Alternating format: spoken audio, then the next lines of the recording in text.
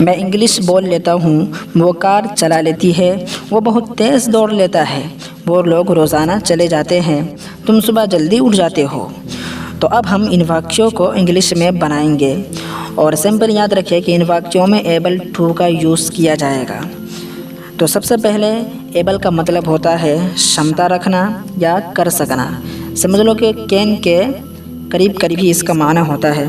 तो अब हम सीखेंगे इसका स्ट्रक्चर क्या है, यानी इसका फॉर्मेटिव क्या है, इसको बनाने का तरीका क्या है, किसको कब रखना है। तो सबसे पहले subject plus is am are plus able to plus verb की फर्स्ट फॉर्म।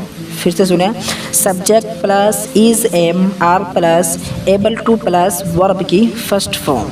तो यहाँ पे याद रखें इज़ एम आर जो होगा वो सब्जेक्ट के हिसाब से ही आएगा। अगर सब्जेक्ट उसका ही शी है तो उसका इज़ आता है। इसी तरह आप याद रखें। तो अब हम इसको एग्जाम्पल के ज़रिए समझते हैं। जैसे मैं इंग्लिश बोल लेता हूँ तो इसको हम इंग्लिश में बोलेंगे I am able to speak English. I am able to speak English. तो यहाँ पर भी देखें, सबसे पहले आई सब्जेक्ट का यूज़ हुआ है, फिर उसके मुताबिक एम जो उसका हेल्पिंग वर्ब आता है उसका यूज़ हुआ है, फिर एबल टू, फिर वर्ब की फर्स्ट फॉर्म स्पीक जो है उसका यूज़ हुआ है। इसी तरह अगला एग्जाम्पल है वो कार चला लेती है। She is able to drive car. She is able to drive car.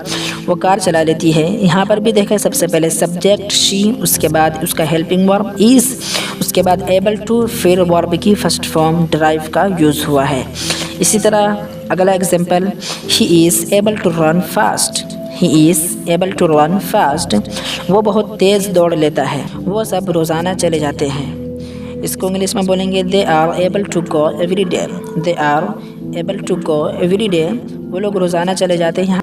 तो मुझे उम्मीद है कि आप एबल टू का यूज़ अच्छी तरह समझ गए होंगे। तो कमेंट में ज़रूर बताएं कि ये वीडियो आपको कैसी लगी।